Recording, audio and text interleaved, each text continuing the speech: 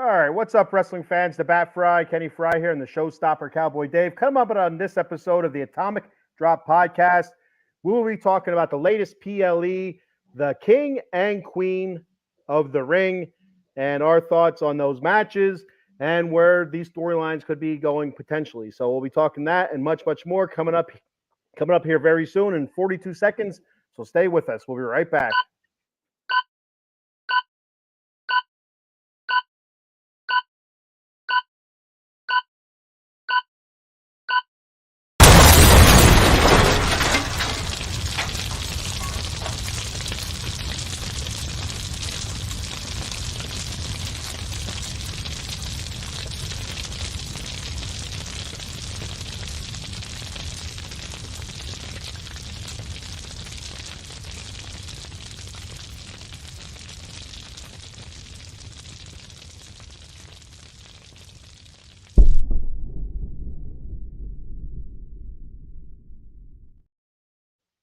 It's Fight Night! What's up, wrestling fans? Welcome to the Atomic Drop Podcast. You got the Bat Fry, Kenny Fry, and of course, my boy, your boy, everybody's boy. The Showstoppers in the house, baby! What's up, big man? What's going on? Not too much, Cowboy Dave. How are you, brother? I'm good, man. I'm chilling. I'm trying to fight through this cold, but I'm going to get through this show. We're going to have a great time. Let's do it, man. Well, we will. You will fight through that cold, Dave, and you will put out the best damn show that you can. I will do what I can, my friend. I'm here. I'm ready. What a show. Let's go. So Dave, before we get to this, a little bit of nostalgia here, Dave. You know, it's been 1 year to the day since the announcement of the Atomic Drop Podcast coming to your living rooms or bedrooms or wherever the hell, the toilet, wherever you're watching this from. It's been 1 year since the announcement the Atomic Drop Podcast was going to be a show, going to be a thing, and it was going to be with the Bat Fry and the Showstopper himself, Cowboy Dave. So it was 1 year, and we went live June 16th, I believe it was. So good stuff. I can't believe it's been a year since it's been announced already. It's time flies when you're having fun, right, Dave? Hard to believe it's been 1 year with me and you. Unbelievable. 1 year. It's funny. I read that just yesterday or the day before. I think I heard that it was a 1 year. I was like, wow, it's been a year already. How things have changed. I pretty much stay the same too. But we've had some guests. We've had Adam on there and Eddie on there, and they've helped us out too, which has been really good. And of course, Mr. Fuji, he's been on with us too. So we've had our share for 1 year. I think we've had a good time. Yeah, absolutely. Yeah, 1 year. 1 year since the announcement of the Atomic Drop Podcast, and our 1 year anniversary coming up here real soon, June 16th. So we'll have to talk about it a little bit more. And I think that first premium live event we covered, Dave, was, I believe, Money in the Bank. So was it? Well, I think it was. Wow, Money in the Bank. That long ago. Oh my gosh. Damian Priest. Yeah. Well, Damian, that's crazy. he just cashed in at WrestleMania too. Yeah. That's insane. We got some comments here. Adam the Answer Glenn, who's usually on here with us. He's not on tonight. What's up, Adam? How you doing, buddy? Adam, what's up, big man? We miss you. And of course, our number one fan, right, Adam? Eileen, what's up, Eileen? Hello, well, you know what? Adam and Eileen are like the two number one fans in my book, which is all good. 1A and 1A. One bit. There you go. Eileen says my favorite part of today is talking wrestling with us. There we go. Eileen, our favorite part of the day is having you talk wrestling with us. Absolutely. Yeah. Throw your comments out there. If you're watching tonight, throw all your comments out there. Questions, anything wrestling, anything sports related. We'll do the best. Even if it's not wrestling, we'll still answer it. We're good. Absolutely. It doesn't matter. If you want to talk about love, love. We are a couple stud muffins, and we know a little bit about love. There's hockey, there's basketball playoffs going on. There's all kinds of things. Baseball's going on. If you want, whatever you want to talk about, we are free. We're here. Dave has snot running out of his nose. We'll talk about that too if we have to. Nah, we ain't going that far, big man. We ain't going that far. We got Mark. Hey, what's up, Mark? How you doing, buddy? What's up, Mark? Thanks for checking in, babe. Thank you. Thank you for checking the show out. Be sure to like, follow, and subscribe. And of course, there's our boy, Mr. Fuji 2.0, Paul Spencer, saying, "Why that? Why that, Mr. Fuji?" All right, so let's kick the show off right here, Dave. King and Queen of the Ring premium live event from Saudi Arabia. So before we start talking about matches, Dave, Jeddah, from Jeddah. from the Jedi mind trick of Saudi Arabia, Dave, I got to know, what were your thoughts of the show? Not the show like the show performance wise, but the show in Saudi Arabia. What are your thoughts on the show being in Saudi Arabia? I think it's great for the fans out there. They definitely deserve it. They do it every. This was the second or third time they've been out there, I think, or something that. I think it might be more than that, but yeah, it's not a lot. Like I know it's okay. It's been multiple times they've been out there. And I think WWE loves doing the show. They love entertaining the fans out there, and the fans. And when you watch the show, big man, I got to be honest. There's fans are into this. They love it. I mean, from top to bottom, from the first match to the last match. I love it. Honestly, I love Jeddah. I love when they go there. I would love to go to a show out there, and I think that would be, what a to-do list on my list. To go to. I mean, as many shows as I've seen that year out there. I mean, as many shows I've seen over out in the country and everything. I would love to go to Jeddah. I think that would be an amazing, amazing trip. But like I said, to me personally, I think it's great. I really do. I think it's great for the fans, and I know Triple H, I know WWE, they love it too. And just to put on a show for them guys doesn't get any better than that. So I'm gonna go in a different route, Dave. I can't stand it. I don't like it at all. And for the lone simple fact of the women's rights there. You know what I mean? We're not going to get political on the show. Absolutely not. Yeah, I wasn't going to go. I wasn't going to go down that route, but go ahead. So if you watch the show, you've seen all of your favorite women professional wrestlers absolutely covered up, from the wrist to the neck to the ankles. And you don't need to see skin to have professional wrestling. I get it. But that's part of their character, to be honest with you, is what outfits, what they're wearing there. And just where they're at with the women's rights there, it really annoys me that that's what they're still doing. That's where they're still at. But with that being said, that the fans there are absolutely nuts. They're crazy, love it. Like they're absolutely into it. The singing, all that stuff. Really going. The crowd was really into it. They love Sami Zayn. My God, he's their favorite. And Sami Zayn. The other thing I didn't know about Sami until recently is that he is. I don't know if I guess it's Muslim or he's yes, I did know that. Yes, Islam, I did. For his religion, which I didn't know until recently. The one I think it was the one pay-per-view, the one maybe a Raw or a SmackDown or something, or rather, I don't know. They were talking about it. I had zero. I didn't know that. I wouldn't have guessed that. But they're bringing that out more, and I think the reason they're bringing that out more is to get more attention to the Saudi Arabia shows, get more shows in Saudi Arabia. One, it's a ton of money for WWE. Two, the fan base is absolutely rabid.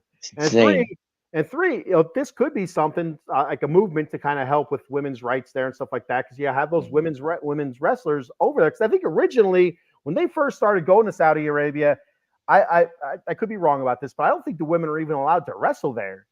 I could be wrong. I don't know for sure about that. I don't know that you could be right. I don't know that's a possibility. But think of it this way. I mean, we watch wrestling in a day, every Friday nights, Monday nights, pay-per-views. We see the girls all the time. We know, they come out in their outfits and everything. Think of it as a different aspect of it. I mean, they're actually, when they're, actually wearing clothes, I don't have a problem with that. I know you don't, Dave. No, in Jeddah, I don't have a problem. I really don't. I mean, I know people want to see, I get it. They want to see flesh. I get under that. But to me, it's just something different, and just enjoy the match. I mean, they put on a great show, and that's what they do. And they absolutely did put on a terrific show. The women killed it there as well as the men. But it's just something I wanted to bring up. It's just, I mean, we're on totally opposite side of the fence here. I get it, but it's a different part of the world, it's different cultures and stuff like that. I understand. It's impressive that they even allow the women to wrestle there. So I get all that. But Becky could have took her jacket off during the match, though. I mean, come on. Well, I think that's part of her outfit. I don't think that's, you know what I mean? I think that was like the lapels were actually sewn into like a jumpsuit or a leotard. Oh, okay. I thought maybe it was just a jacket that she just kept on. Okay. No, okay. So that would have came off sooner or later because there ain't no way jackets. And yet my other thought, being a fat man, is it looked like it might be hot. And some of those suits, because they're like, a lot of those suits, like, look at it, might be a full leather or something like that, and they're very thick to the skin. I'm like, man, that has to be hot. Creating some really major swamp ass in those things. Right. But it was no different with Nia Jax. We see Nia Jax all the time. Man. Yeah, the Nia Jax. So it didn't affect her in either way, in one shape or form. Yeah. All right. So before we kick off the show with the match, a couple more comments when to catch up on here. Adam the Answer says, "Go Phillies." Didn't they just lose 2 out of 3 to Colorado? I don't think so. I think they won. Yeah, they did. They did. Did they win 2 out of 3? They lost 2 out of 3. They lost 2 out of 3. I don't know. Yes, they lost today 5-2. Oh, they won yesterday, right? They lost Friday. They won Saturday. They lost today. Oh, they're playing like the Mets. That's called 2 out of 3. Yeah. Well, for some reason, I thought they won 2. No, they lost today. They lost 5-2 today. Paul says today has a debate, and I said pineapple belongs on pizza, and they laughed. What are your thoughts? Yeah, it does. I agree with that. I like pineapple on pizza. I'm okay with that. Now the way Paul has it worded here, it says belong. I don't know if it belongs on pizza. I like it on pizza. I like pineapple. I like pineapple and sausage on pizza. I like pineapple and ham, pineapple and jalapenos. I'm down for it. I'm absolutely 100 down for it. So anything with sausage and plain, I'm fine. Or pineapple's fine with me. I can deal with that. I'm a huge mushroom guy. I love all sorts of veggies on there. I just don't like olives or anything like that. So I'm not olive guy. Green olives. But throw any kind of vegetable on there. I'm pretty much eat it. It's funny. You know what I can't do? I can't stand onions. Ugh, yuck. What about cooked onions? Just the smell of it. It makes me sick. Man, like when I cut onions, I sit there sniffing my fingers. Big man, stop. Oh god. I'll go to work and I'll be just sniffing my this is awesome. No. All right, a couple more before we get started. Said I didn't even watch it because the women's wardrobe culture. I felt bad. That's why he didn't watch it, of course. Yeah. No TNA for the man. Mark, he says Cody Rhodes fan. There we go, Mark. Okay. Love that Cody Rhodes, the American Nightmare. Yeah, he's on a mission right now. So yeah. With that said, the first series lost it. Okay. Talking about the Phillies, and so I brought this up on my Mets show. I think it was the Mets show, or maybe it was a different show, but somebody brought up the Phillies and Mets. But I said that this year's Phillies, not to get off topic here, but this year's Phillies remind me a lot of the 2022 Mets, where they were the best team in baseball until they weren't. That's right. So if you're a Phillies fan, you gotta hope that the Phillies continue, because the Mets, 2022 Mets, I can't tell you they didn't lose a series until like June. See, I think they missed Buck. I think they missed Buck big time, honestly.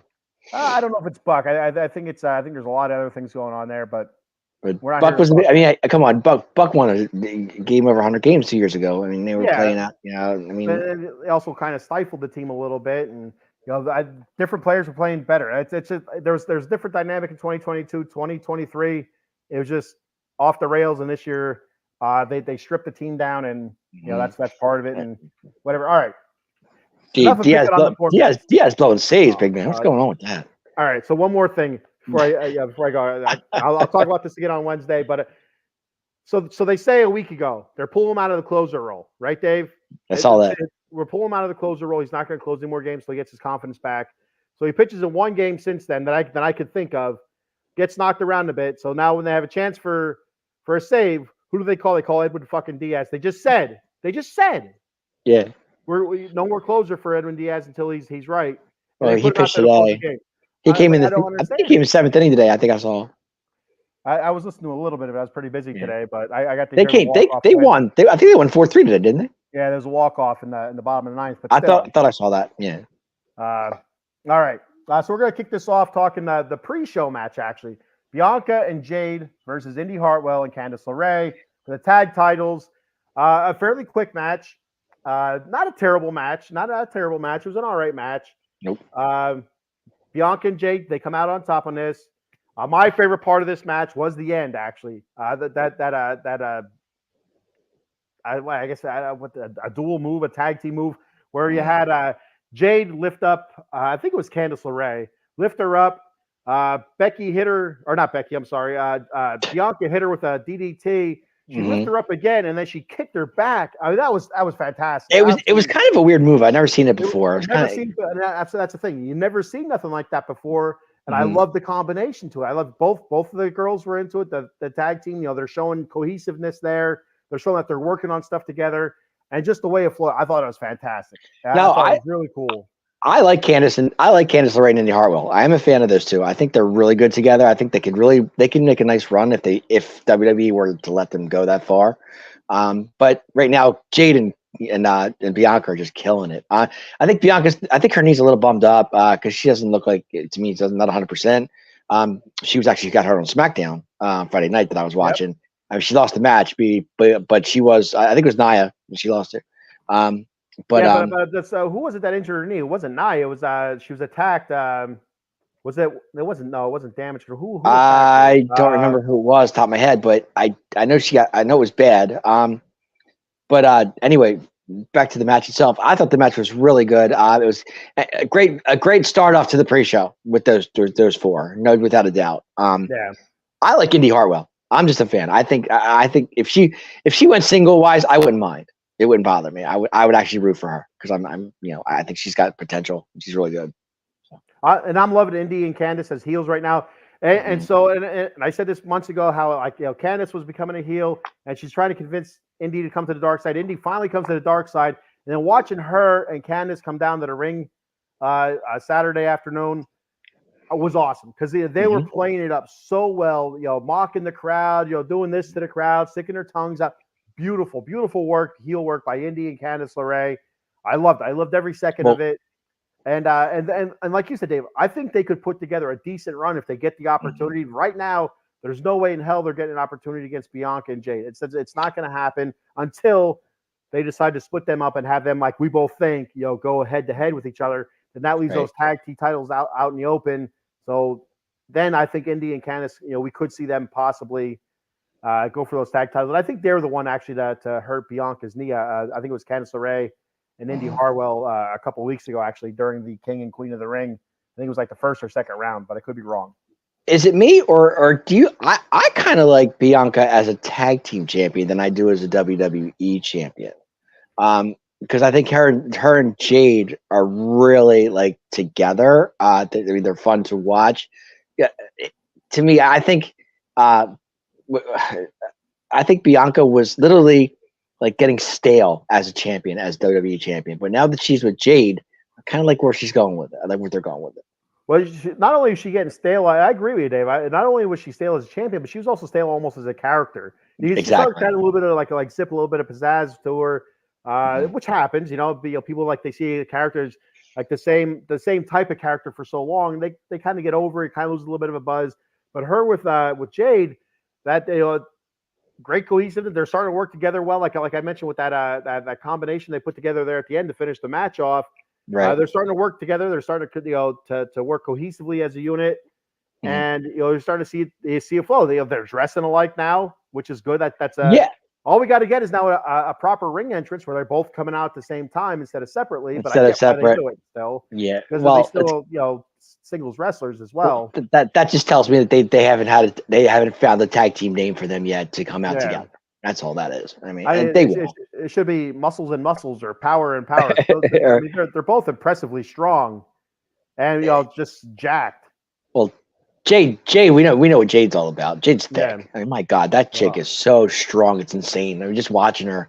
I mean, she's just that good, And if Jade were to go on her own as a singles competition, she would definitely make it to the title match. That's how good she is. Oh, absolutely. But, she actually absolutely be in contention. Sure, without doubt. And right now, though, with her and Bianca, let them roll. Just let them keep going. Go through tag teams, start winning matches. But like I said, Candice and Indy, they could go far. They really could. They're a good tag team. I like watching them. They're fun. Yeah, I agree. They're a lot of fun to watch. And Bianca and Jade is just going to keep getting stronger and stronger and stronger. And the only way they're going to lose is there's going to be something funky go on. And so I start to wonder if they're starting to plan it now with Bianca's knee. You know what I mean? Possibly. So now the last few weeks, she's had the knee injury. She's issues with the knee. We've seen a couple times she had what I still call the gorilla press over the head. I don't know what if they call it. I think they call it something different now, but I still call it the gorilla press. And the first time she was able to get it off, the second time she's like hopping on one leg, which was still impressive, absolutely impressive. And but then her leg kind of gave out a little bit, and then she dropped Candice LeRae, behind her. But I think that's that. It's in the works. Like the wheels are in motion now. If they do lose the title, it's going to be because of Bianca's leg. And I think that's going to cause friction between Bianca and Jade, and that's where we start seeing the personalities start to collide, and it starts leading towards a split where we're going to get the Bianca versus Jade match that everybody wants to see. Everybody was clamoring for. We see them the opposite ends of the bracket for Queen of the Ring. It's like, oh man, this could happen sooner than we thought, but it just didn't happen. Neither of them got to the final. So if Jade were to go on a run, and right now it's pretty much Nia's going after Bayley, which which is totally because she just won her match. But I would love to. I mean, if Nia were to say number one contenders match between Nia and Jade, I would be into that. I think that would be a really good match to watch. I don't know who would win. I would pull for Jade, but I mean, just to get to Bayley I'd be okay with that. Yeah, I mean, I agree. I mean, nothing against Bianca putting her to dust or anything. I mean, I'm just saying, like, if Jade were to go on her own and make a run, she would have to go through Nia before she gets to Bayley. And I don't see Bayley losing to Nia. I just don't see that happening. But that's just, I mean, I can't see Nia as a champion. That's just me. But Jade and Bayley would be a heck of a match. It would be fun to watch. I mean, yeah, I agree with that. I think Bayley's probably light years ahead of Jade right now, technically, but physically, Jade is miles ahead of Becky. Not Bayley. I keep doing that. Without a doubt. All right, so moving on from that. Oh, go ahead, Dave. But great pre-show match, like I mentioned earlier. I thought if you're going to start with that, and then I mean that just got the crowd going from there, and then they just which was really good. So I want to mention something before we move on about the pre-show. Mm-hmm. All right. So I couldn't watch the premium live event yesterday, Saturday, out kayaking, and then I went to an awesome indie wrestling show in Orexburg, Pennsylvania. Put on by AXW, American Excellence Wrestling. Shout out to those guys. Awesome. Yeah, I was going to ask you how the show was. It was super exciting. A lot of great spots, a lot of great crowd interactions. Dave, I can't say it enough. I really dig this AXW stuff. I really do. So I can't wait till the next one in June, on June 22nd. Let me know when. I'll come up. I would love to come up and watch it. I'd love to see it. I really would. June 22nd is the next show, buddy. June 22nd. Let me know. If Face Out on tournament that weekend, I will definitely love to come and watch it. And that's the only thing holding me up right now is my daughter. She has a tournament that weekend. Mm-hmm. It's the state championships in Quakertown for travel softball. Wait a minute. Whoa. Did you say the state? Am I going to see you in Quakertown? I will be in Quakertown. Are you there? That's what the same weekend. I think we're there that weekend. Well, and so from what I heard from some people have done, I've never done this before. Some people have said that they split the age groups up to different fields, like different areas. They do. It says Quakertown, but I don't know if it'll be. But I'll be looking for you, Cowboy Dave. We'll be. You better be. I'll be looking for you because I know Faith. I know she has a tournament in a few weeks in Quakertown. In Quakertown. So I know because we were just there. About less than a month ago? Yeah. It's a really nice field. I mean, they have 3 or 4 fields up there. It's really nice up there. So it's all right. So and so. But it's all open space. There's no shade whatsoever. I'll just leave it there. But it's a beautiful complex. It really. Without a doubt. AXW, perfect. June 22nd is their next show in Orexburg, Pennsylvania, which is just a couple miles from me. But like I said, my daughter has a tournament, and I'm thinking I should be home in time for it because usually the main card is around 6. They usually do a taping for an hour before that. But I usually the Saturdays are usually done pretty usually we play early, so 2 or 3. So yeah. Mm-hmm. So I still plan on trying to make that, and it was awesome. But anyway, all right, get back to what I was getting ready to talk about. So I didn't get a chance to watch the PLE on Saturday night, like I planned. That's why we're actually on Sunday night because I didn't get a chance to watch. I wanted to watch it in full before we came on and talked about it. So I watched it this morning after I woke up, and so I see the runtime for the PLE said like 4.5 hours. Okay, so all right, that's a solid runtime on it here. Let's hunker down here, and so I'm watching. Like 20 minutes into it, and it's still the pre-show. I'm like, God damn, how long is this? So I start fast forwarding, and I fast forward like 15 minutes. Well, still pre-show. I fast forward another 15 minutes, still pre-show. I'm like, all right, so I fast forward a half hour. It's still the goddamn pre-show. I fast forward 15 minutes, so they finally get to the match between Bianca and Jade. Bianca and Jade versus Candice and Indy. I watched that match. It's only like 5-10 minutes long. It wasn't It was very about long. 10. It was about 10, 15 minutes Yeah. at the best. Yeah. And so all right, that's done. And back to the pre-show. Like we still have 15 minutes to go before the main show Yep. started. Like God, this is retarded. So I know. I fast forward through that, and finally I get to the main show where the first match was Liv and Becky. So my thought is WWE, if you're gonna do your pre-show, trim it down a little bit. You don't show a runtime of 4.5 hours and have an hour and a half, hour 45 of a pre-show, 15 minutes of a pre-match, and that's it. Do a half-hour pre-show, 45 minutes at the most. You could talk about all the matches coming up to history, plenty of time, and then a 10, 15-minute pre-show match, and be done with it. It doesn't need to be that long. It's like this is insane. Well, I think they had to kill time because there wasn't that many matches on the card. So no, it wasn't a very big card, but I mean, Jesus, if you want to kill time, add more matches. Well, I get that too, but yeah, remember different time frame, different time zone. It's just different country altogether. Exactly, altogether. So I get that. Mm-hmm. Especially with it being Saudi Arabia, harder to get into, right? It's harder to get into. A lot more different types of and I think there are some people that refuse to go there because of all the different things that have happened or are happening there right now. So I get it. I absolutely get it. But still, what was the pay-per-view they did at 4:30 in the morning? Or were they in Saudi Arabia? No, Australia? No, I think it was Australia. Maybe it was Australia. Okay. Australia or New Zealand. I think it was Australia.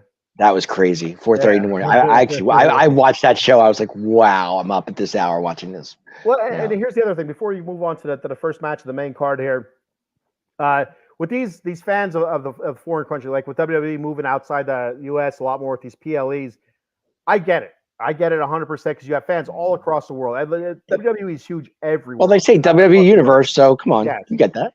And so you hear a lot of people talk about the crowds and how hyped they are. I'm like, all right.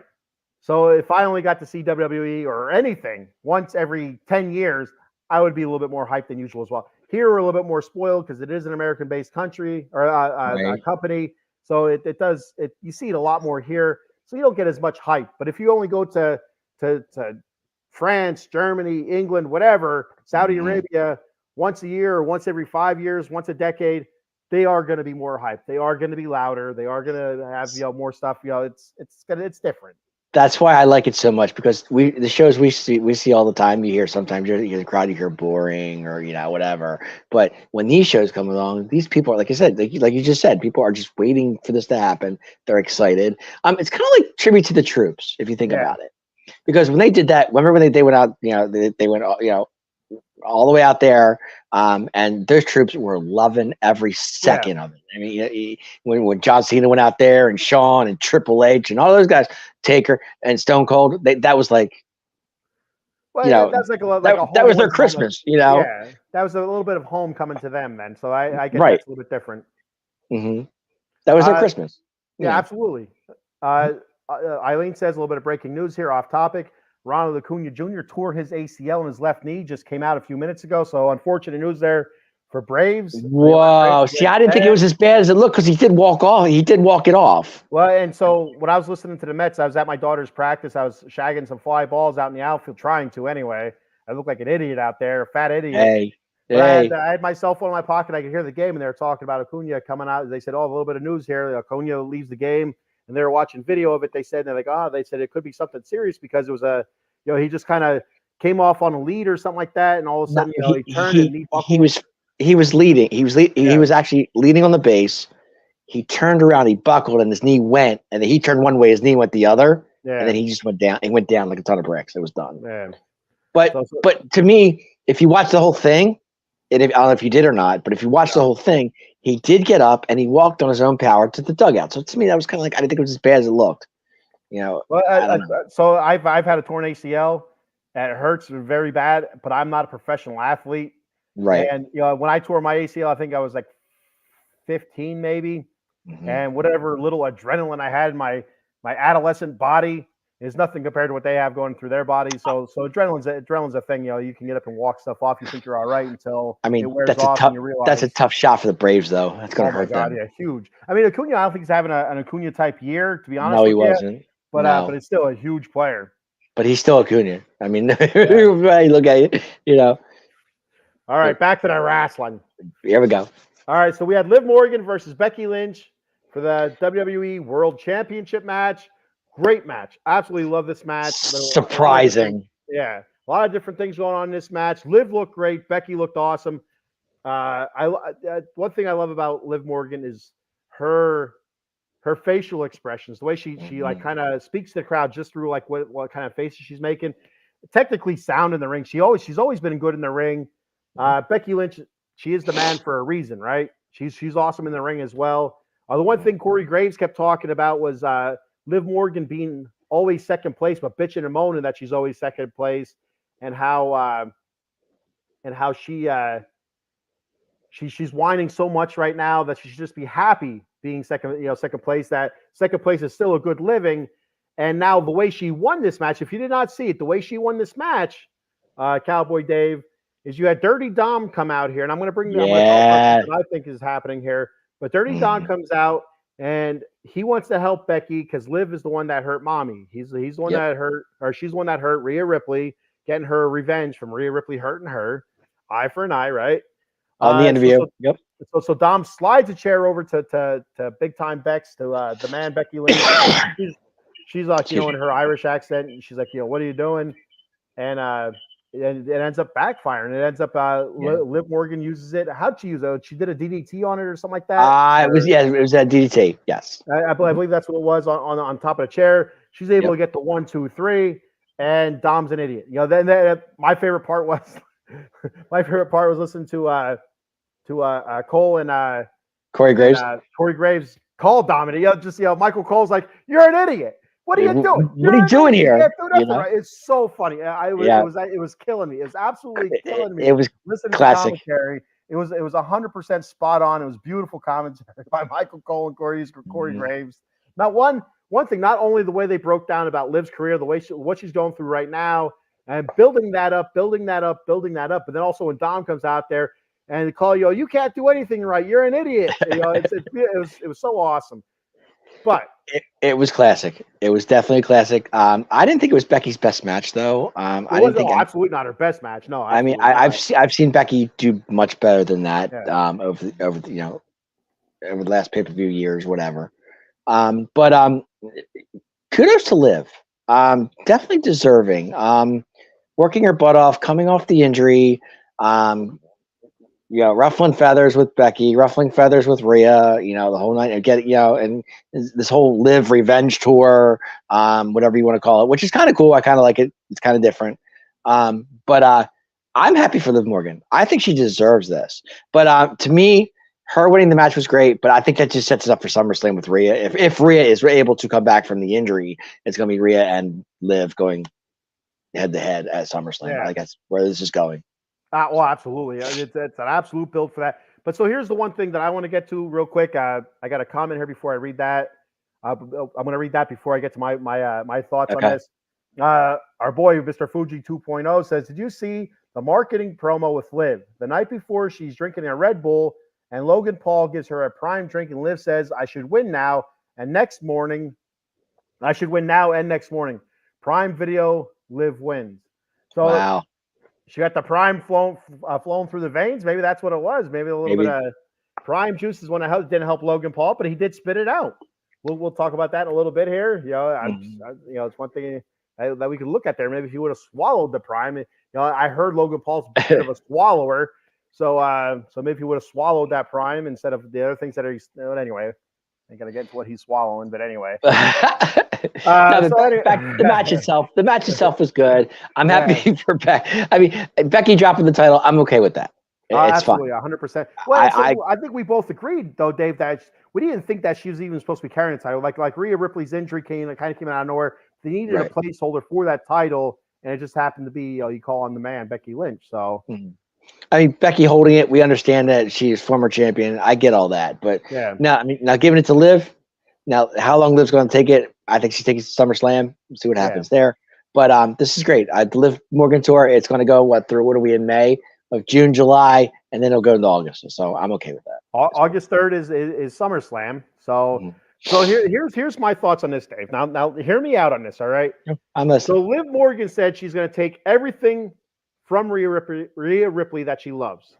All right, she's taking her time away from wrestling. Now she's taking her title. What else is left for Rhea Ripley that she loves? That Dirty Dom. So here, mark my words, Dave. Rhea Ripley's going to come back. Her and Liv are going to have a match at SummerSlam. And who's going to help Liv Morgan beat Rhea Ripley but Dom? And it's going to be on purpose.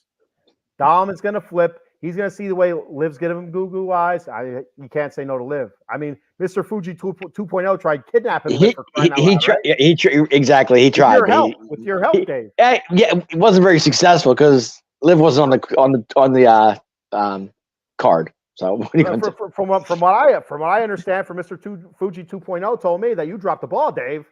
I dropped the ball. It was your fault that he couldn't get his hands on her. I don't know. Blame me for everything. Yeah, and he's not allowed out of the dungeon very much, because he's copying down football plays for Paul. Oh, wait a minute. If it wasn't for me, we wouldn't have been the seats that we had. I mean, seriously, we went from the press box to the front row. It was huge. From the press box to the front row, I love it. But so that's my thought. That's my prediction right now. And Dave, I've been pretty good on predictions like this. Lately, you have, yes. No, wait, not the whole damn time, Dave. Not okay. Lately. Well, I'm not going to give you that much credit, but yes. Who called the Uso split? Yeah, you did. Okay. All right. There's other stuff, but I can't remember what it was. You did, but I was, yeah. That was a big one. You know what though? They might come back together in this. I think huge bloodline thing. I don't know when, but it could happen. And I agree. I think they would do as well. Adam, the answer says good match, bad ending. Are my versus match on Raw? Yep. That's my match too. Rematch on Raw. Rematch on Raw. Yeah, that's what. Dave reads Adamese. I didn't know that. Dave, what the hell? Well, it's funny. Well, I'm starting to learn that. Yes. Rematch on. Big Ben said that, right? Becky wants a rematch on Raw. She said it's in her contract that she gets a rematch on Raw. According to what she was saying on yesterday. And she says, "I want my rematch on Monday night or whatever." She said something like that. Yeah, Monday Night Raw. She wants a rematch. And she's gonna talk to Pierce about her rematch on Raw. And Pierce is gonna do whatever she says because Pierce is a punk. Yeah, I like Adam. He's pretty good. He's all right. I think both GMs are awesome. Nick Aldis.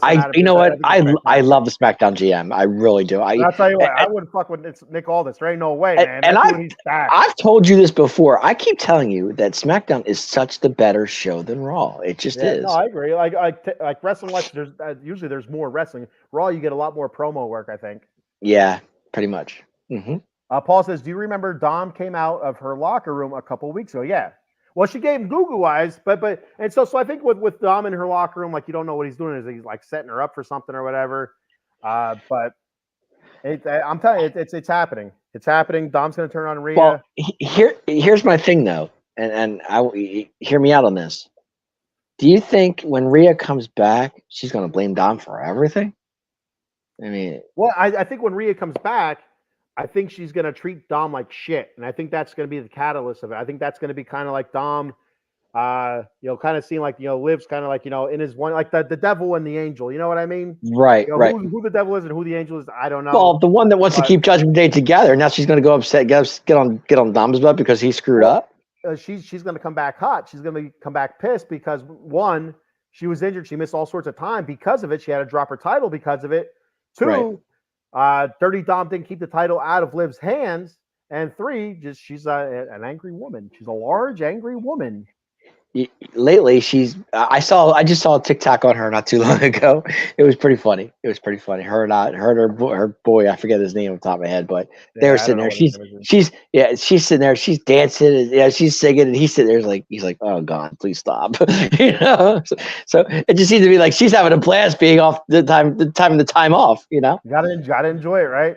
Sure, why not? If you're injured, why not? You got to do something. So there's some question as to who the front seats here, Dave. I don't know. Okay. Rebuttal for Paul? I don't know. It was kind of a yeah. I'll give it. Your story's starting to change a little bit, buddy. Well, if it wasn't for the seats where we were supposed to sit, we would never have gotten to the club box. So, what are you gonna do? Because our seats, exactly where our seats were supposed to be, was where they had a camera. They had a camera where our seats were. So when we went to the ticket office, the guy had my name in an envelope, and it said, "Oh, you're in the press box, in the club box." But then I'll give him the credit from there because he got us down to the front row. So right. You know what it sounds like to me, Dave? It sounds like teamwork. It kind of was. It worked out, yeah, because we got to the club box, and then he said, "I'm sitting there." And he goes, "Follow me." I'm like, "Where are we going?" And he takes me down to row one. I'm thinking, "How'd you get us down there?" Oh, I talked to the usher. Okay, cool. So it sounded like a little bit of out of the box work there. It kind of was. It was kind of a teamwork thing. I mean, I did the club box, he did the front row, so it's all good. Adam says that Raw is the best show. Adam, I disagree. SmackDown is so much better. I mean, you have LA Knight, you have Randy, you have Kevin Owens, you have Cody. It's just a better show all around. It's to me. Paul said, "I said follow me," and we walked and walked down and down, and we must be in the front row. It's out of the box sports. Like I said, he told me to follow because I was taking pictures. I'm taking pictures of the ring. I'm taking pictures of the wrestlers. And he budges me and says, "Follow me." I'm like, "Where are we going?" Like, see, I know we're in the front row. So good stuff. That's absolutely that was awesome. I remember when what pay per view was that? I want to. What was it? I forget what it. I think it was in September. Yeah, I can't remember. He would know. I know he'll know better than I will. Yeah. But it was good. So moving on from Liv and Becky, Liv's your new WWE World Women's World Champion. I'm excited to see where this goes from there. So we move on to the three-way match between Sammy, Bronson Reed, and Chad Gable, and we had our boy Otis on the. Well, before we go to that match real quick, go back to Liv real quick.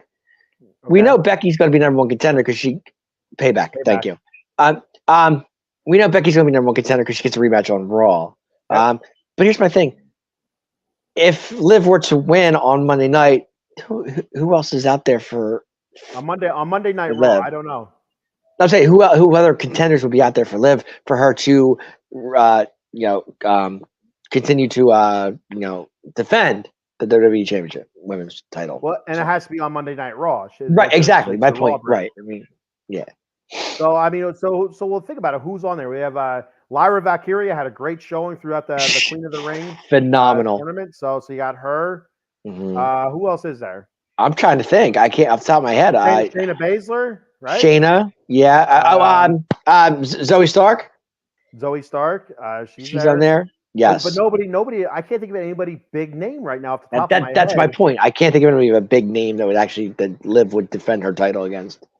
It was just pretty much Liv and Becky are the biggest names on Raw for the women. Because Nia's on SmackDown, right? Yep. Nia's now on SmackDown. That was right. So I'm trying to think. I know Zoe Stark would be a big one, like you said. Shayna Baszler. Who am I missing? There's a few that I'm missing, but I can't think. Top of my head right now. I'm trying to remember. I can't think of anybody on that side of the Queen of the Ring bracket that.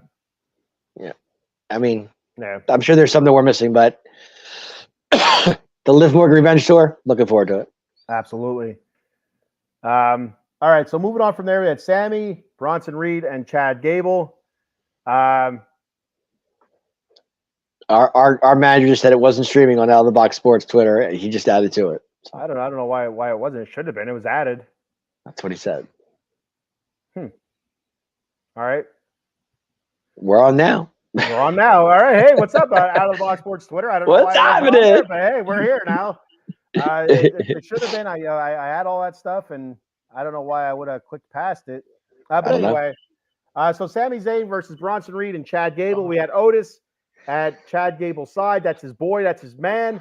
He made Maxine Dupree stay in the back in her beautiful silver one piece that she had going on there, which I thought was fantastic. She did. It was awesome. Phenomenal. There in the one piece, the silver one piece. I was digging that. And he made her stay back. He's like, no, I want Otis. Otis is my man. And he said, you know what to do when the time is right. You're going to do it. And Otis is kind of, shaking his head, reluctantly. And so we come to the match. Awesome match. The crowd was into it. They love Sammy. Phenomenal. For reasons. But great match. Bronson Reed. You got to give the dude credit. He's in there with two smaller opponents. All right, very technical type guys. He's the lone big man, and you couldn't tell. To be honest, besides visually, if he was just a normal sized guy, it'd all make sense. But because he was a bigger guy visually, but he was still moving around that ring well. Technically speaking, was pretty decent. And then when it came to the big spots, there was the one spot where he had Sammy and Chad on his shoulders. I think he did a Samoan drop with him. Oh, dude, the one spot was awesome where they had the triple German suplex, right? Yep. Yes, sir. Gable, I think was it the Chad Gable was the back. So Chad Gable had Bronson Reed had Sammy, and all three of them. Bam! It was awesome. But there was a key. Awesome. There was a key to this match that I loved. I loved it, and I'm so glad to see Sami Zayn Thunder Bomb Bronson Reed. That was phenomenal to me. That was to me that was the best part of the whole match. It just was. And that was at the second try he got him up. Yeah, the second or third try he got him up. But getting that guy up there was that is just unbelievable. Sami Zayn is incredible. That was incredible. He is awesome. So Bronson Reed's on the outside, and that's where Otis comes into play. Otis absolutely cleaned his clock out there. Yes. Really, really wiped up Bronson Reed. And eventually, Sammy ends up out there. And you have Chad Gable screaming at him. You go, do it. And, he's getting that arm ready. And he just can't do it. He can't pull the trigger. He goes charging at him. Just cannot pull that trigger. Real quick reminder, Twitter viewers, you can now comment by tapping the live image. And once again, tapping the live video, and a chat box will appear on for you to comment live. We would love to hear from you. We really would. Come on there, Twitter viewers. Let's hear from you. What do you got going for us? Let's go. All right. But back to that match you were saying.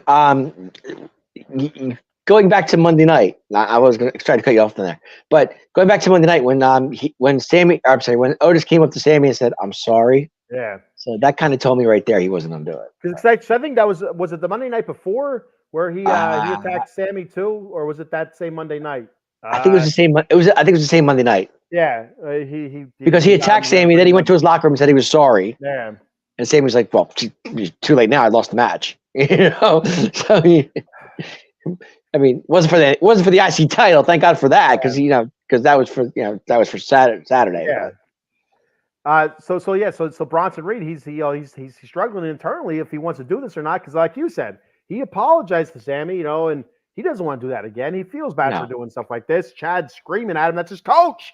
Right. You got to listen to the coach, right? So Chad is screaming at him, and you can tell Otis, a great job by Otis just showing that internal struggle that he's having. And he came running up and he stopped. He pulled short. Good stuff there. And finally, you can see it coming a mile away. If you're a wrestling fan, you know what's going to happen. Mm-hmm. So you have Chad Gable holding Sammy up, and finally Otis is like, "All right, I'm going for it," and he absolutely cleans Chad. He cleaned his clock, man. He hit him hard. Yeah, he did. And so Bronson Reed, he's up in the corner. He's able to get his way back to the corner into the ring. And Sammy hit him with the Helluva Kick, and that was it. Well, you kind of knew Bronson was going to take the pin. That was now Chad Gable can come on Monday night and say, "You never pinned me. You pinned Bronson Reed." So. Yeah. Paul Spencer from X. He's commenting from Twitter or X. Says it's easy to comment. Everyone, Paul. We can go through this all the time. I cannot figure it out. I try commenting. I do it over and over again. But anyway. He does it. It's possible. He does it. Adam the Answer Glenn does it. Everybody does it. Eileen, she's done it before. Mm-hmm. I can't figure it out, and it pisses me off. Something fierce that people can do something I can't do. But he said, "I hear Out of the Box Sports is awesome. We are awesome." Hey, we're here. We're here tonight on Sunday night, Memorial Weekend. Eileen says, "I'm glad Otis or Otis turned or will turn as better as it's better. He's better when he's having fun." So yes. Where does this take the Academy, though? That's my question. Somebody mentioned a few weeks ago about the Alpha, or this is the Alpha Academy, the brothers, the Creed brothers. Right. So I wonder if this maybe opens the door for the Creed brothers to kind of drop Ivy Nile, because they're getting the shaft over and over again with all these three-way matches, fatal three-ways or whatever they're called, and or fatal 4-way matches in these tag team matches, they keep coming up on the short end of the stick. They need a coach instead of Ivy Nile, a pit bull around. So Right. maybe something happens there where finally, they come to Chad Gable and say, hey, we need a coach. We need somebody to take us to the next level. And we think you're the guy. And then, he says, all right, but you got to do something for me. And that's where we see the end of Otis. Are you a fan of this Chad Gable turn? Oh, my God, yeah. Okay. Beautiful. I wasn't sure because I haven't asked you about it yet because I was wondering where we're going to go with it. Well, with the whiny ass kid that he has, the daughter's always crying. He's sick of it. He's like, God, freaking kid's always crying about something. I go home and, the cat's, crapping on the floor and the kid's crying all the time. He doesn't want to do it. So now that he's turned. He snapped. Finally, Chad Gable snapped from a crying kid and stuff, and he's had enough of it. Right. He said to I'm sure he said to Maxine and Otis, the guys, listen, I go home and it's terrible. I try to be a nice guy and. Things are going berserk. Kids are crying, and the wife. Oh, he's screaming! He's screaming at Otis. He's screaming at Yeah, he's got to get his frustrations out. He can't yell at the kid, especially in today's society. Yeah, but Otis will kill him. They'll kill him in jail too if he goes to jail. Exactly, that's what I'm saying. Otis will tear him up. Yeah. I would take my chances with Otis and with the yelling at a crying daughter. I look at Otis, right?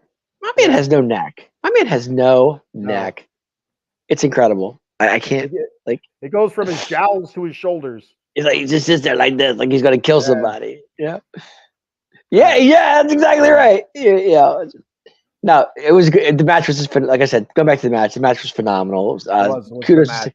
I'm glad Sami Zayn retained. Thank God for that, because if he didn't retain, that crowd would have went nuts. Yeah, because they were rooting for him the whole time. Absolutely. Adam Glenn says Adam Glenn says it is easy. It's not hard to comment on X. Yeah, well, you know what, Adam Glenn? All right, so moving on from there. We hear you, Adam. We hear you. We hear you. I hear nothing. We had our first of the King Queen of the Ring final matches here. We had Nia Jax versus Lyra Valkyria. Lyra Valkyria, the upstart from NXT. You know what?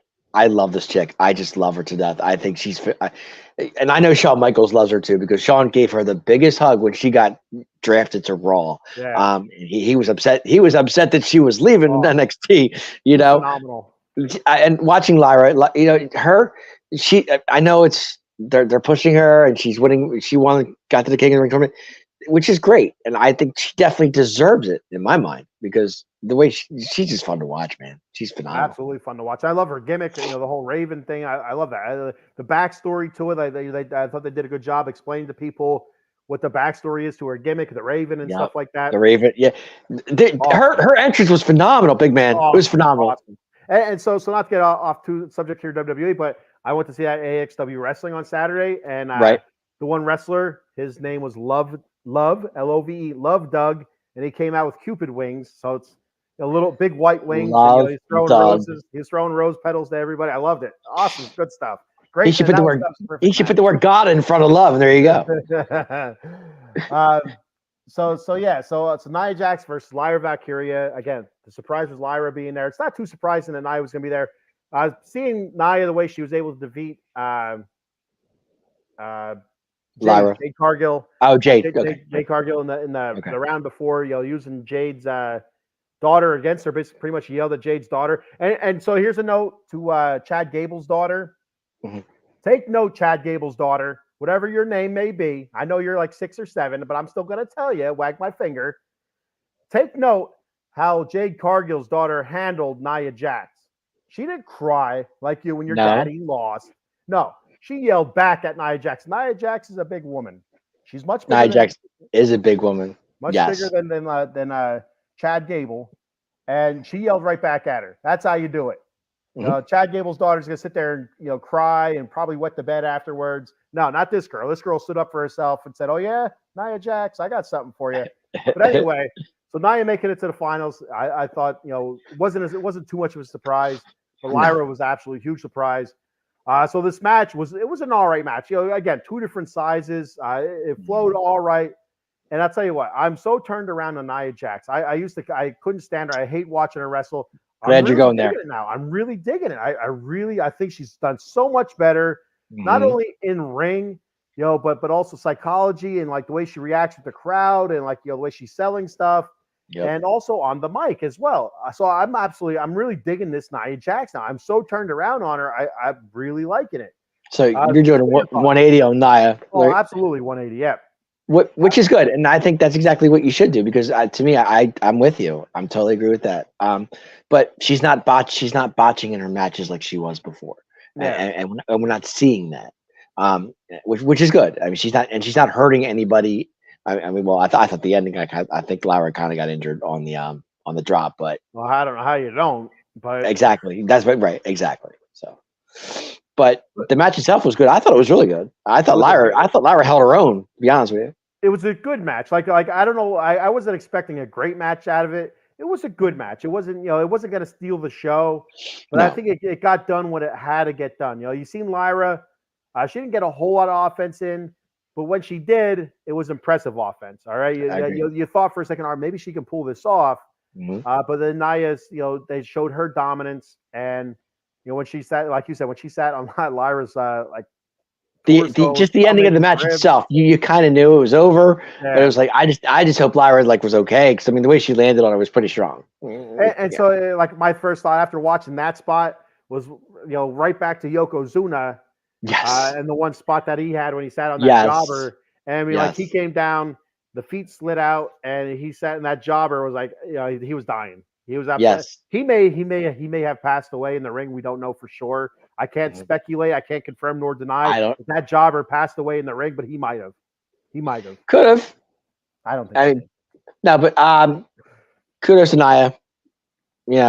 Well deserved. And you know what the best part about that was at the ending when Triple H came out and gave her a huge hug and congratulated her, and I think that just made that made Nia even more like confident. The confidence level's so high for her right now. And so, Dave, I don't know if you know this, but I am an emotional type guy. All right, I wear my emotions on my sleeves.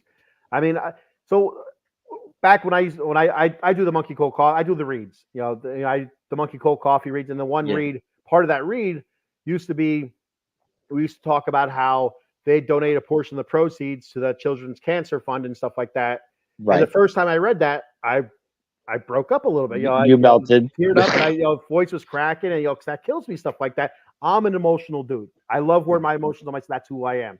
So when Triple H went over to Nia Jax, and she's looking at him, and like my thoughts are like I'm getting goosebumps right now just talking about it. she's looking at him, he's looking at her, and she wants to break down crying, but she has to stay in character. She has to do it. She has to be tough. And when he goes in and gives her the hug and starts talking to her, you could tell she's crying. She was melted. She melted down. How does she not? And I started tearing up as well because she's been through so much. All right. She has. So not only with all the botches and hurting of the other wrestlers, the people coming down on her for that, but also her body image and stuff like that. She used to get so much crap for that because she is a bigger woman. Like we would joke on here, like Eddie would come on and say, like, call the refrigerator. We would laugh about it. Right. And that's all. That's for the show. That's all in fun. It's nothing, to really demean. She's actually a nice girl. From what I've seen, I love watching her TikTok. I've watched. Actually, when Liv Morgan just did a TikTok, Nia was driving the car. Yeah, it was. Yeah, that kind of stuff. I like to watch that kind of thing. But no, Nia's cool. I have nothing against Nia. I really don't. So Triple H is saying to her here all that bullshit that you put up with over all these years, all the doubters, all the naysayers saying that you can't do this, and you kept working, is starting to pay off. That he's saying stuff like that into her ear, and that's what made it so emotional for her, and and for myself because she put a lot of hard work into her craft. And, no doubt. Just all the stuff. Well, do you remember she got fired and they brought her back? So I mean, that's right then and there. That just tells you right there that they gave her a second chance, which is kind of good. Yeah, all that stuff she had to overcome, and then for her to be able to, as much as she could, stay in character. He walks away, and then she composes herself, and she's right back to being nasty heel Nia Jax. I love. Wasn't that how did she? I mean, she went from like melting down to saying I'm coming after you, Bailey, or whatever. Yeah. Well, and then even telling the crowd to shut up or whatever what she said to the crowd and stuff like that. Well, she had to go back to character. Yeah, You know. it was beautiful. It was perfectly done. I loved it. Good for her. I'm so happy Yeah. for Nia Jax. A lot to overcome for her. No doubt. All right, so Okay. she's your queen of the ring. Queen of the ring. After she absolutely decimated poor Lyra Valkyria off the middle rope there and landed on her guts. It was, if Lyra was gonna turn into a raven, that was the time. It didn't happen. Can you say Queen Nia and like not laugh about it? Queen Nia. Queen Nia. It made me smile. I don't know if it laughed. Yeah, it kind of makes you smile, but I think she's turned a lot of heads. I really do. I think a lot of people like. I mean, I think she's it's starting funny. to gain a little bit of respect. I think I agree with that totally. I mean, and you can see it. Yeah. You know?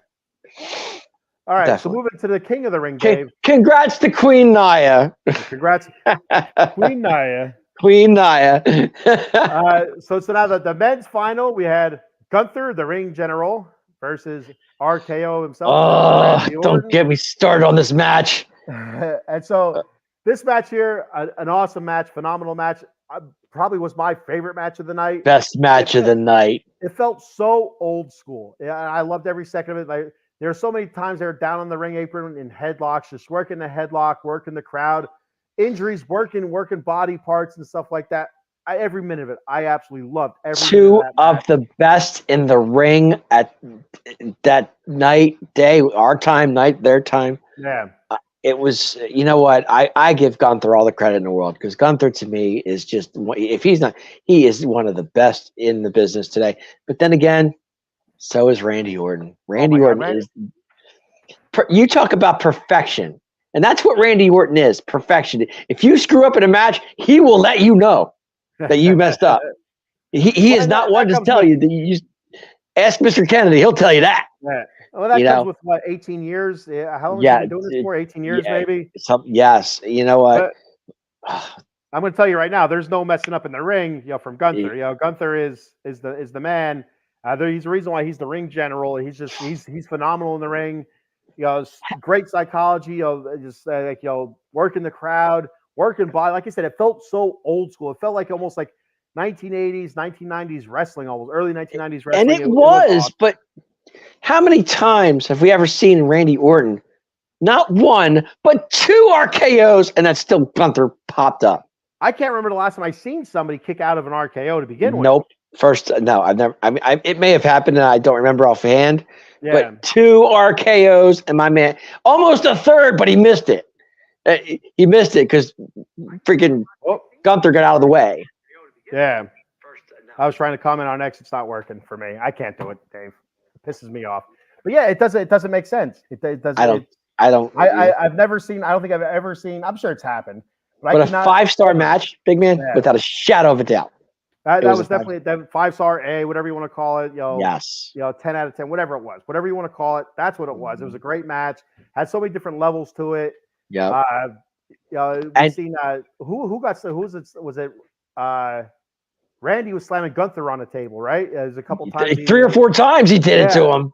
And Gunther kept taking it. It's like, man. And then, but Gunther comes off of there, back in the ring, working on Randy again. So it's incredible. I mean, Randy, I know he's injured. I know the knee's not 100%. The neck's not 100%. I get all that. Listen, mister, you take your King Gunther and get out of here because get out now. Get out. He's out. He's out.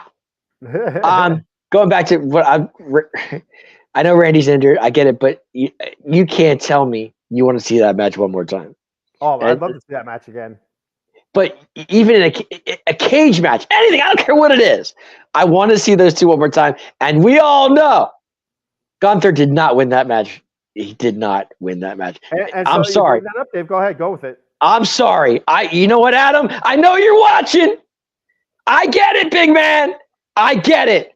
But I'm going to say this right here now. And I hope everybody's listening, and I hope everybody's WWE Universe, I'm telling you now, Randy Orton did not lose that match. His shoulder was up. Bad call. Tell me I'm wrong. His shoulder was absolutely up. Absolutely, it was up. And you know what? The only thing I think Randy was injured. That's why they didn't let the match finish. I don't think so. I don't think that was it at all. I just think that's how it was supposed to end. But I just think with Randy, slid off to the side. He slid off to the side. Like I watched the replay a couple times. Like I'm like, man, is it such a weird? But he did ending? walk. But somebody they were helping him off when he was walking out. Well, he's still selling the injuries. Like Yeah, I do believe there is something wrong with his knee. I do believe that. I do too. I really think that. I'm not really sure, but he's still selling. He has to sell all the way out. But with him, he gets rolled up on. His legs are up in the air and he kind of slides off to the side. And when he slides off to the side, the shoulder comes up. And so I'm thinking to myself, oh, shoulder's up. It's it's gonna be a 2 count because it's a weird ending. First off, it's not your typical ending. Yeah. So it goes 1, 2, 3, and they go, whoa, he just counted 3, and then they laid there, like there was no announcement right away. It was kind of like Andre Hogan, if you think about it, because when Hogan went to slam Andre, he fell back, and the referee went to 3, but Hogan's shoulder was up. Yeah. But Hogan, they said, "Oh well, match is still going." And Andre thought he had 3. Yeah.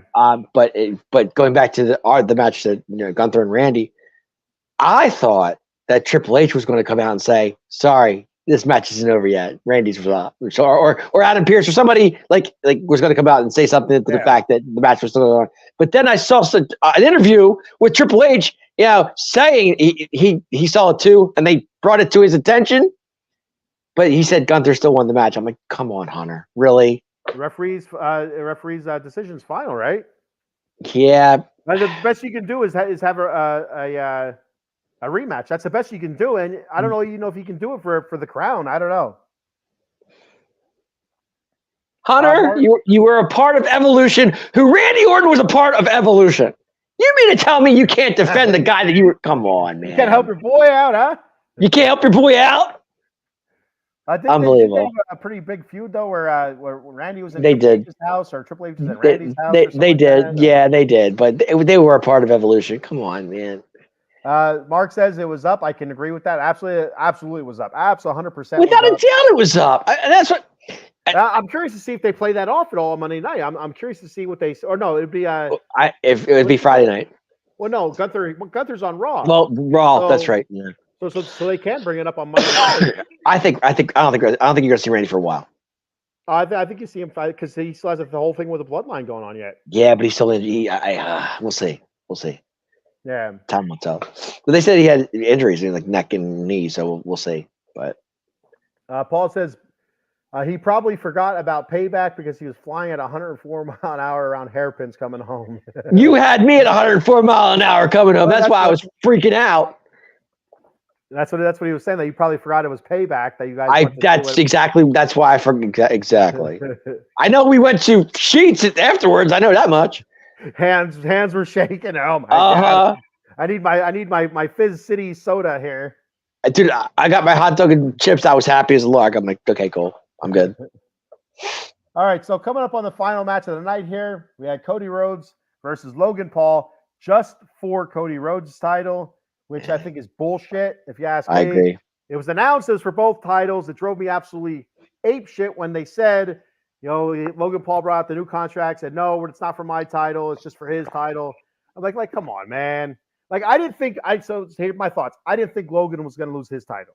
First off, when it was for title, I thought it's because something squirrely, it's going to be a DQ, and that's fine. I'm fine with that. But when it was just for Cody's title, I'm like, there's no way Cody's going to lose. So for me, it took away from the match. It took away any doubt or any if you thought that Logan Paul was going to win, you're like, there's a chance he can win, because it's title for title. I can't see him losing his title. But then once it's down to one title, just Cody's title, like there's no way Cody's going to lose. They weren't going to take the belt off Cody. That wasn't going to happen. Yeah, so kind of like, you knew who was going to win. How it was going to happen, you weren't sure. But there was one part of the match I did like, though, Logan going off the rope and hitting him on the table. That was, that was badass. And so that's what I was talking about earlier when Paul brought up about Liv Morgan drinking the prime and said she's not going to win now. Well, Logan Paul had the prime up there on the top rope. He drank it, and then he spit it out. So maybe that's why. I mean, I might call Logan Paul and say, hey, dude, you would have won if you would have swallowed. And, I'm not going to get into some other stuff I want to say right now. I understand that. I see where you're going with this. But no, like that part of the match, though, when he went up top, hit Cody on the table. That's Logan Paul. That's what he does. I Yeah. mean, that's just how athletic this guy really is. If we could only get this guy night in and night out, though, you know what I mean? Like we only get him once in a while. It's so frustrating. Right, exactly. But it's okay though. I mean, that just leaves you wanting more of Logan Paul. Yeah. And I'm okay with that. Like they used to say about Brock Lesnar, he's an attraction. Logan Right. Paul's not an attraction. He's not No. on Brock Lesnar's level, but it does, when you only see him once in a while, it does make it a little bit more special. But still, Sure. he's still so new to it, so green to wrestling that you still want to see him more and build feuds and build storylines and stuff. You don't get that. It's such a bummer. He just pops in once in a while. All of a sudden, it's a sudden storyline for like 2 or 3 weeks, and that's it. Yeah, but there's just one guy that I want to see to face Logan Paul at SummerSlam for the U.S. title. We know who that is. We want it to happen. Let me talk to you. Yeah, L.A. Knight, who deserves a U.S. title shot. And you know what, big man? You better win. I'm telling you right now. You know what L.A. Knight deserves? Tell me. He deserves a U.S. title match. He does, without a shadow of a doubt. He does. I am so mad that this man does not have a title at this point in time. Triple H, what are you doing? The crowd loves LA Knight. Everybody loves LA Knight. Give the guy the title and call it a day. My God. And so the thing is, I disagreed with you. You've been saying this for a while. I've disagreed with you. I said there's so much build for LA Knight that it has to be a major championship. But now that it's kind of simmered off a bit and he's not quite the top of the top right now, U.S. title seems to be fitting for him. It's a perfect fit for LA Knight. And I think he could go on a decent run with it and really, start building his name back up again to where it was before. Yep. So. That crowd loved him Friday night. Did you watch his match on Friday night? Yeah. That crowd loved him. And I was like, he was in the crowd at the PLE. He was sitting up front. I saw him. He was, had a yellow shirt on. Yeah. Mm-hmm. So and sunglasses, I think. Yeah, he gotta love him. You gotta love LA Knight. Triple H, if you're watching this show, please give LA Knight a championship because he definitely deserves it. What do you mean if? Paul Levesque is watching the damn Well, he show. better be watching the Atomic Drop podcast. Yeah. Let me talk to you. I can't speak tonight. Paul says, speaking of big guys, we have Cowboys center Cooper Beebe's dad on in 2 weeks, talking his son's journey to the Dallas Cowboys. So huge show there. Cooper Beebe's son, draft pick for the Cowboys this past season, last month. Last month is April. So Cooper Beebe's dad is going to be on Dem 215 boys with our boy Cowboy Dave and Paul Spencer. Looking forward to that. Talking Cooper Beebe's journey to the Dallas Cowboys. That's going to be a great show. Actually, that's going to be an awesome show. I'm looking forward. I never talked to a professional player's dad before, so I'm kind of looking forward. That'll be fun. Yeah, I'm trying to think. I don't think I have either. But I've talked to professional players before, never their dads though. I mean, you've talked to me, Dave. I'm a professional. Of course, right? I talk to you all the time. I'm a dad too. I'm a professional something. Yeah, I get it. But I mean, professional dickhead, a professional Mets fan. I don't know. I'm a professional podcaster. You talk to me. There you go. Nothing wrong with that. No. Yeah. Oh my gosh. So big show there on Dem 215 boys. In 2 weeks, guys. In 2 weeks, I'll be promoting it on all my shows. And I'm sure they'll be promoting it coming up as well. Check out that show. It's gonna be fun. And also in not this upcoming Monday, the Monday after, also the UFC show. Not this Monday, but the Monday after. Yeah, that's gonna be a good show too. I know Paul's looking forward to that. He's been really promoting that show. So Paul says, explain the King of the Onion Ring. So if you see my little name title there, the Bat Fry, underneath that, I usually have a funny slogan or King Twitter of handle. the Onion Ring. And so for this particular episode, I have I am the King of the Onion Ring. So are you an onion ring guy? Yeah, onion rings, French fries, what the hell? It doesn't matter to me. It's all good. I can't do onions, big man. I'm sorry. I just can't. Oh yeah, you see it. Yep. So and like I said, I love onions. Anything with onions, I'm out. I like getting a hot dog, throwing a little bit of mustard on there, and raw chopped onions. Oh yeah. Onions all up in my mustache and stuff like that. And that smell just makes me gag. I can't. I wish they had it in deodorant. Oh no! Don't give him any ideas. There we go. Spreading that on there, right? Perfect. Little Exactly. onion deodorant. Oh yeah. Oh, stop! Stop, Extra please. swipe. Extra swipe. Oh my gosh. Eileen Ugh. says, hot dog. Hell yeah. Memorial weekend, right? Got to get them hot dogs in there. I'll be cooking hot dogs for Memorial Weekend. Get it in. Oh, absolutely. You have to get those hot dogs in. Yeah, but if you're gonna do a hot dog, you gotta do ketchup, mustard, relish. That's just me. So here, back to the match here, Dave. So Logan Paul and these brass knucks. All right. So Yeah, Michael Cole, Mr. Michael Cole had a set of brass knucks. All of a sudden, for this part, I missed somewhere along the line. But Logan Paul was wearing his brother Jake Paul's pants for whatever reason. I don't. But they had a pair of brass knucks, and so it makes me wonder what the hell Jake Paul's doing. Watch out, Mike Tyson. And so when is that fight anyway? I feel like it's coming up pretty soon. I could be Yeah, wrong. I'm sure Mr. Fuji 2.0 knows when that fight is because I don't even know. He'll let us know. He'll comment. He'll let us know. I'm sure he will. Wink, wink. Uh-huh. So yeah, where are all these and so here's the other thing. Michael Cole's like, oh, I have his brass knucks, so he's not gonna have anything. Like, what, you think the dude carries one? He's a billionaire, basically. Exactly. You think he's gonna carry one of those around? Like, come on now. And so the other thing was they were so freakishly big. It's July 20th. There it is. Our boy, there he is, checking it in. July 20th, Mike Tyson destroys Jake Paul. Hopefully, 5 days after my birthday, I get to watch Mike Tyson. Okay. So off of topic of wrestling here, what are you going to do if Mike Tyson loses that match? I really don't care, to be honest with you. You don't care? I would. No, I mean, I love Mike Tyson, but I love Mike Tyson at 21. Mike Tyson at 50 or 40, whatever he is. Whatever. I think it'd be such a bummer. Out of the Box Sports says, Old Spice, if you're watching, Ken Fry needs an onion ring smelling deodorant. There we go. No, don't. Oh, God. Absolutely. Well, they have all those fancy, like Bear Claw and my gosh, Captain, the Kraken, all those different, type of man. Yeah. Deodorants out now. They need onion ring or fried foods. No. You'll be sitting there looking around the corner to see if the wife is watching. I'll be like licking the deodorant then if it's onion ring. Anyway, Dave, don't gag. The Mike Tyson thing you were asking me earlier. He can win or lose for all I care. He can have a draw. I don't really care. No matter me. I mean, I'm not a big boxing guy. I love boxing, but not. I mean, I was a Sugar Ray Leonard guy myself, so yeah. Whatever. Paul says rules are so dumb. It's set up for Jake Paul to win. I don't know what the rules are. I thought I heard some of the rules, but I don't know if they're the real rules or not because they seem outlandish. If Jake Paul were to win, whoever wins the match, like I said, it doesn't matter to me either way. I would love to see Tyson knock it. I would love to see Tyson knock his ass, knock his head off, but whatever. So like, there's not a whole lot. There's nothing at stake. I mean, the one thing is, okay, Jake Paul wins. Okay, he beat Mike Tyson, but he also beat a 50-plus-year-old Mike Tyson. Or exactly. Mike Tyson is. Mike Tyson at 21, he'd kill you. Literally, he would kill you. I mean, not just except for Buster Douglas, but other than that, but yeah, it's. Did you see that? Did you see that fight?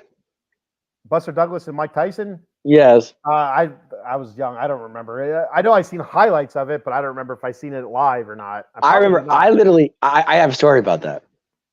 I think I was like 10 or 11. And my parents. We went down to Myrtle Beach. And that fight just happened to be on that weekend that we went down. And I was in some kind of restaurant bar type deal, and they were showing it. It was like I think you had to pay for pay-per-view at the time. I think you had to pay for the money, whatever, pay for the show, whatever.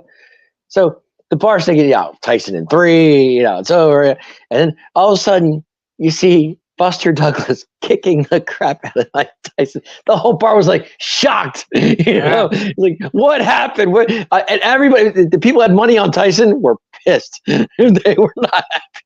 Well, I know there are a lot of pissed off people. I do remember that, and a lot of people were in shock just because nobody expected Buster Douglas. Nobody saw that coming. No, not at all. No. But I saw a little screen about so big. I'm sitting there watching. I'm like, I can't believe Mike Tyson loses this match. I was like 10 or 11, whatever it was. But back then, Mike Tyson was the guy. You know what I mean? He was the guy. You couldn't touch him. I mean, my man was making.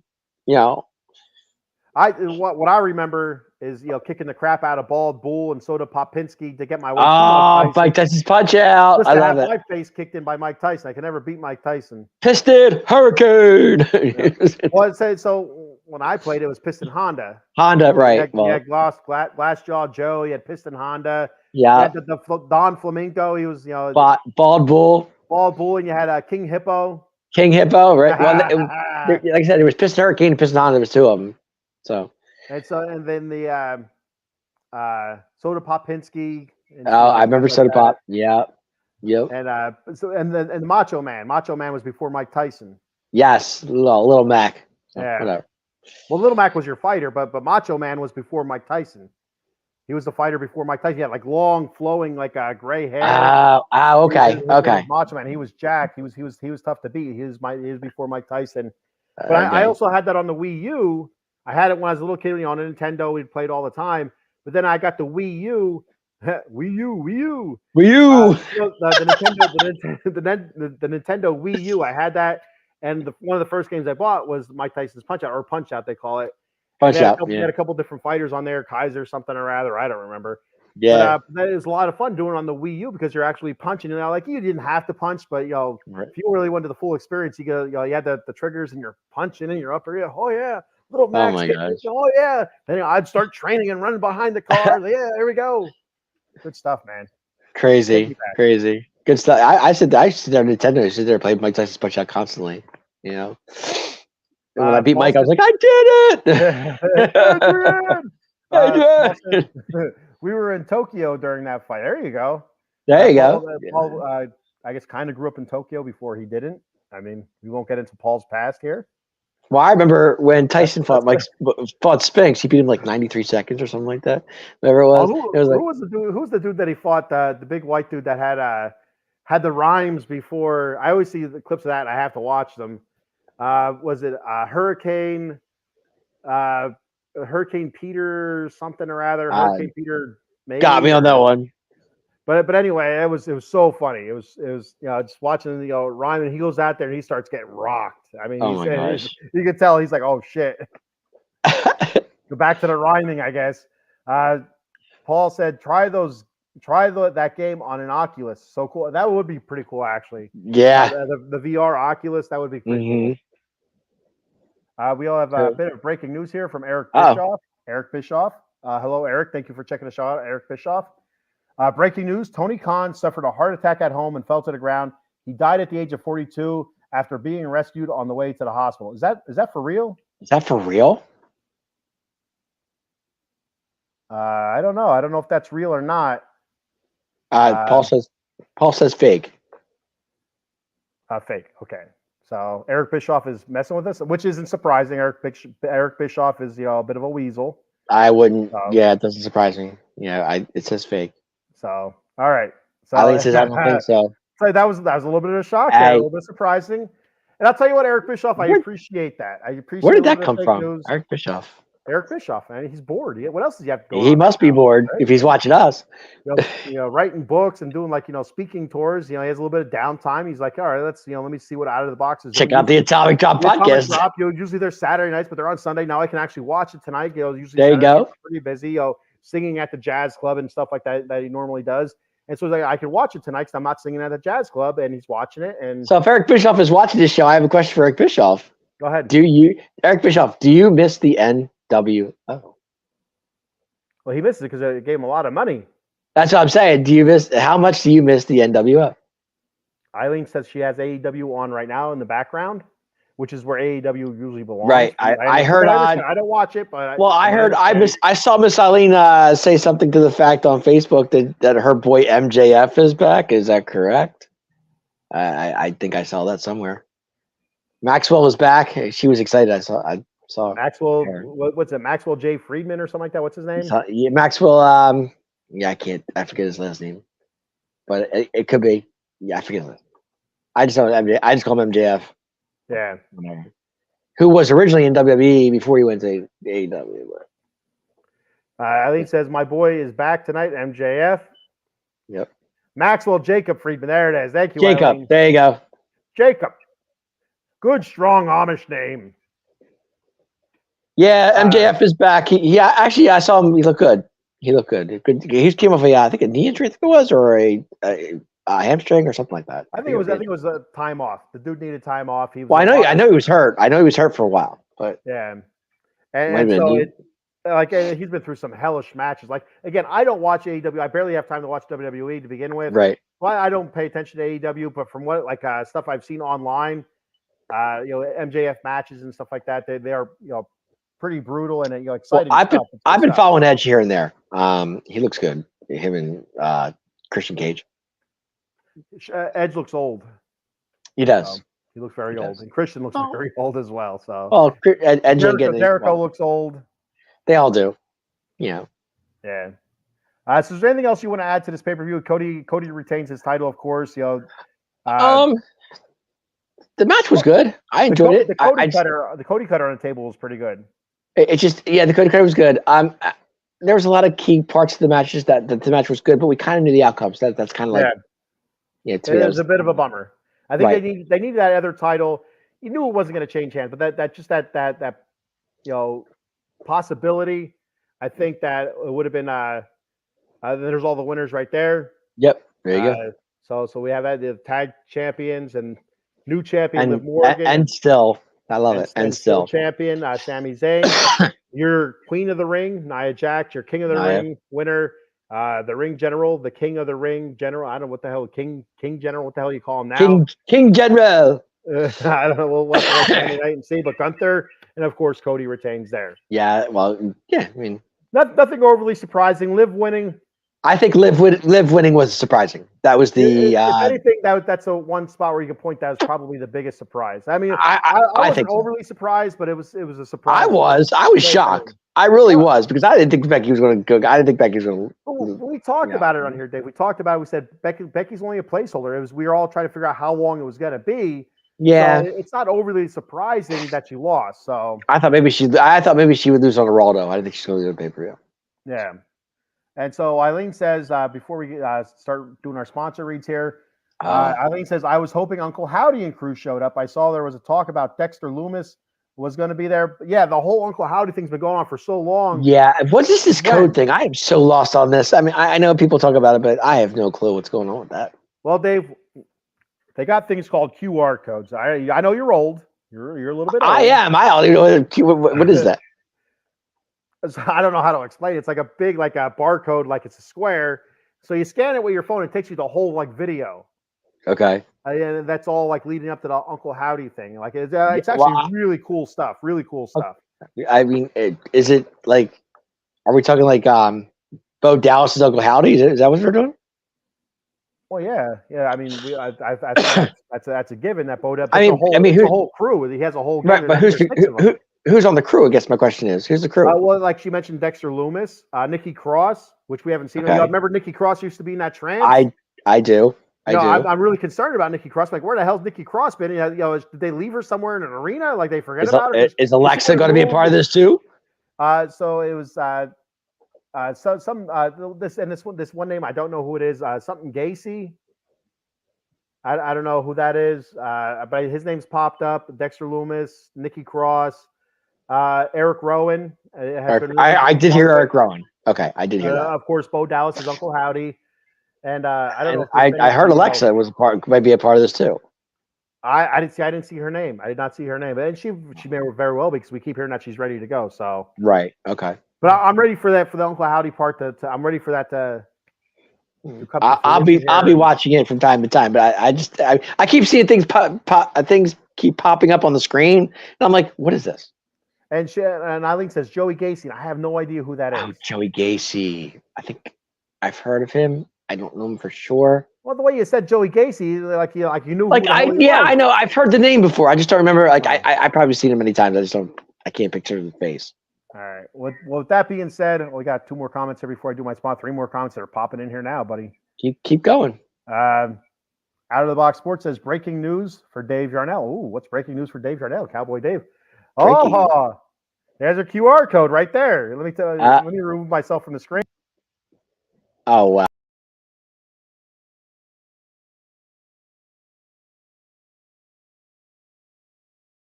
new QR code teases Uncle Howdy return. So there you go.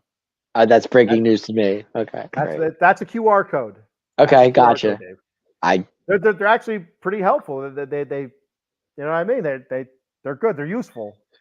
okay. All right, so go to do our sponsor reads here before we get the hell out of here. Been talking for a long time now. Jason Feinlaw, attorney Big Al. You can reach Big Al at 1-800-HURT-123. That's 1-800-HURT-123. Jason Fine specializes in motor vehicle accidents, slip and falls, workman's comp, and personal injury claims. He has 3 office locations conveniently located throughout Pennsylvania, New Jersey. Office in New Jersey is located in Green Hill, Cherry Hill, New Jersey, 3 Greensward Lane, Cherry Hill, New Jersey. The phone number there is 856-209-5258. In Pittsburgh, Pennsylvania, 500 Grant Street, Suite 2900. The phone number there is 412-365-8151. And in Philadelphia, Pennsylvania, on 1628 JFK Boulevard, Suite 2120. The phone number there is 267-888-2980. That's Jason Fine, attorney Big Al. Big Head on Al. over to monkeycoldcoffee.com for all your gourmet coffee needs.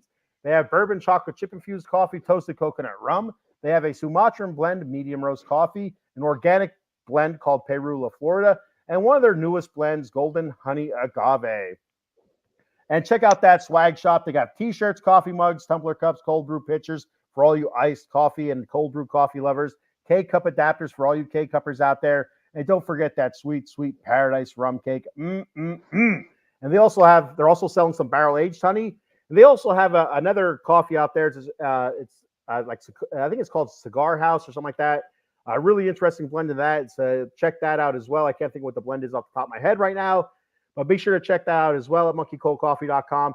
And fill that virtual shopping cart up and use that promo code at checkout, OOTB Sports, for 10% off your order. That promo code, once again, is OOTB Sports for 10% off your order at monkeycoldcoffee.com.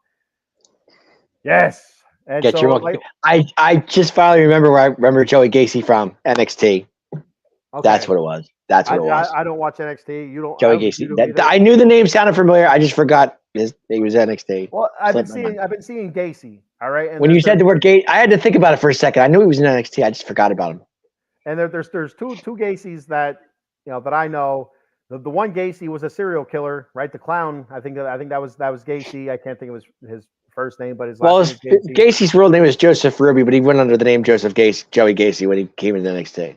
Okay, and I assume you picked the name Gacy, or you're associating yourself with that serial killer. So that's how I think. Right. And well, when you said Gacy, it didn't click first, but when NXT, I remember because now I get it. And so also I used to listen. I don't as much anymore, but I used to listen to Marilyn Manson a lot, rock group, and the one member of Marilyn Manson was Madonna Wayne Gacy. And okay, so that's the other Gacy I know. So I'm like, I don't know who the hell Gacy is. I have no idea. Go. Joey Gacy. So real quick, like we mentioned earlier, in 2 weeks on Dem 215 boys, Cooper Beebe's father will be on talking about Cooper Beebe's path to the Dallas Cowboys for the draft. So that's exciting stuff there. And next Monday, not tomorrow, Monday, next Monday, Inside the Octagon will premiere UFC talk with Paul Spencer and I think it's Josh, right? I think it's Josh. I believe it's Josh. Yes. With Josh. And that'll be 8:30 next Monday, not this upcoming Monday. Next Monday that will debut. That's kind of right after the Sully Squad, right? Yeah, 8:30 p.m. 8:30 p.m. Sully Squad's usually like 6:30. 6 to 8, right? Yeah. Yeah. I think they're usually about an hour and a half. The Sully Squad. So it's after the Sully Squad for all your Philly sports there. You can check me out. I will not be on Wednesday. I'll have to move that to probably Tuesday. My youngest daughter is graduating from elementary school, going to middle school. Yay! Wednesday. So we got that. So I'll probably go live Tuesday. I have to double check the time that she has that on Wednesday. So if maybe I can even, if it's later in the day, maybe I'll still go on Wednesday. But the way it looks, usually it's a morning thing. Morning thing. Yep. Morning to afternoon. So I'll have to miss Wednesday. So I'll probably go live with the Bat Cave talking New York Mets baseball. So that'll be probably Tuesday. I'll let you know. I'll be sure to shoot that out there. Thursday morning, 10 a.m., the Silver and Black Lair LA Kings edition. Friday, 10 a.m., Silver and Black Lair Las Vegas Raiders edition. And we will be back again next week. It's probably Saturday, 10 p.m. with the Atomic Drop podcast, talking WWE wrestling. Dave, what are you going to be on this week? Do you know? I want to say that I think Sully and I are going to be are doing extra innings 8 o'clock Tuesday night. I believe that's going to happen, or 7 o'clock Tuesday night on out of the box. To catch me extra innings 7 o'clock Tuesday night. I believe Sully and I are going on. And I believe, I'm not sure if the 2 and 5 boys are this Wednesday. I think it's the following Wednesday, like you said. I think we'll be off this Wednesday. And I'll be with you on Saturday, 10 o'clock. There we go. Saturday, 10 o'clock, Atomic Drop Podcast. Check me out there. So your best bet is just to stay tuned, and we'll put our times out there. So yeah, definitely. Absolutely. All right, and so before I head out, I got some handles to share. You can check us out, Atomic Drop Podcast on X at Atomic Drop OOTBE, and make sure to check out and follow or like, whatever you want to call it, on X, Out of the Box Sports at OOTBox Sports on X. I use OOTBox Sports for everything: X, Facebook, YouTube. So on YouTube as well at OOTBox Sports, or just type in Out of the Box Sports Entertainment. It will pop up. Black logo, red writing, Out of the Box Sports. Please follow, subscribe. We appreciate every single subscriber or follower we have. Throw your comments out there. Like we said, doesn't have to be wrestling related or whatever show's on. It doesn't have to be. We'll talk anything. Like earlier, we were talking how much the Mets and Edwin Diaz suck. So we'll talk about anything. So life, love, constellations, all that stuff. And just a quick note here on Out of the Box Sports. We just hit 7,300. I just saw that on Out of the Box Sports. So that's awesome there. Great news. Keep them coming. Let's hit 10,000 before the year's out. Hey, let's hit it. Let's do it. So, absolutely. All right. So that's all I have for today. Dave, anything you want to throw out there? Real quick, I want to ask you. I have a question for you. What was your grade on the pay-per-view? I give it a solid B. Okay. B minus. Like I said, the Cody Rhodes, Logan Paul kind of lost a little bit of luster with only being one title. The Gunther match was good. I thought Lyra Valkyria wasn't bad. It was all right. Sami Zayn match was awesome. The Liv Morgan match, her and Becky, I thought that was good. And the tag match before wasn't bad either. It wasn't great, but it wasn't bad either. I hated the pre-show. It was so long. I was fast forward through it, so it lost a little bit from there for me. So I'd say a B minus, B minus. Not bad. What about you? I'm going to go a little bit higher from you. I'm going to say B plus. Right. I'm sticking with the B, but I think go B plus was fine with me. Yeah. Gunther, Randy killed it. I'm happy with that. I was happy with Liv winning her title. I'm happy for Nia that she won. I wanted Lyra to win, but I am happy for Nia that she did get to be queen of the ring.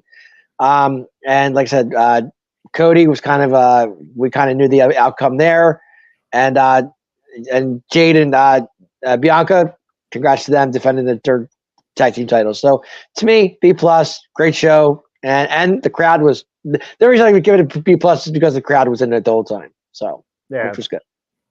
Yep. All right. So that's all we have for today. Thank you everybody for checking the show out. Thank you for calling. Please like, follow, subscribe, share it away. Tell your brothers, your sisters, and your mamas too. And we'll see you guys again next week. Dave, take us home, brother. And let me tell you whose game this is. The Atomic Drop Podcast. Let me talk to you. Yeah.